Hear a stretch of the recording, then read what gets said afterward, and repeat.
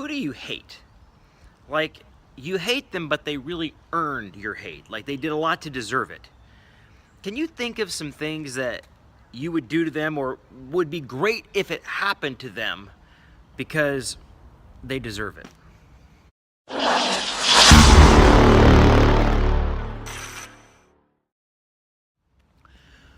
Revenge is a subject of Genesis chapter 33 and 34.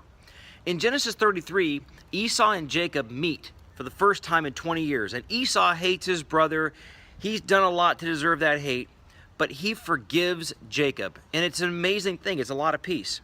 But in Genesis 34, one of Jacob's daughters named Dinah, who was out there in the field one day, all of a sudden she gets raped by a guy named Shechem. Now, Shechem had a father named Hamor that they'd done business with. They bought some property from. Things were pretty good. But Shechem was a strange character. He not only raped Dinah, he also wanted to marry her. He I want to win your affection. What can I do to win your affection?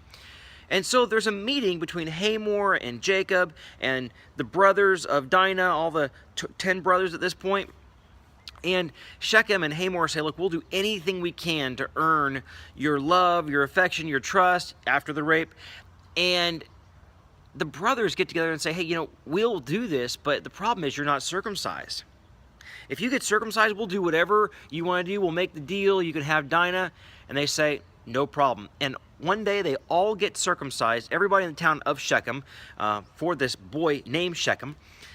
And on the third day, two brothers, Simeon and Levi, go in. They take all the swords of the men.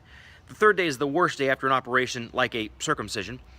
And after they take all their swords, then they kill every man in town. Then they pillage the village. They steal everything in the village, the animals, the children, the women. They go to the fields, do the same thing. And they say to their father, hey, they raped Dinah, so they deserved it. Jacob says, listen, this is the worst thing you could have done. Now we all have to move. The people of Canaan and the Perizzites, they're going to hate us forever, and they did.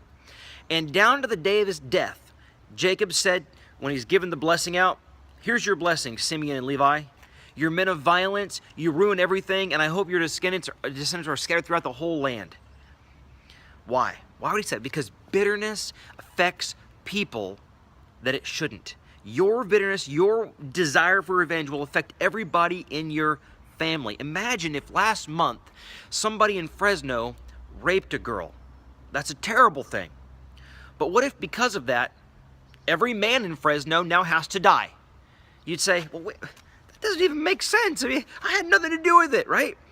See, bitterness affects people that you don't want it to affect, i.e. the people closest to you, your family. The Bible says in Hebrews, be careful lest any root of bitterness creep up and many people get defiled. Whatever bitterness or hatred you have in your heart, maybe there needs to be some consequences for this person. But in most cases, God is the one who can revenge you. And he can get revenge for you better than you can. In most cases, forgiveness is really the way to go. So whoever that person is who's really earned it, my challenge to you today is talk to God about them and see if you can't forgive them between you and God.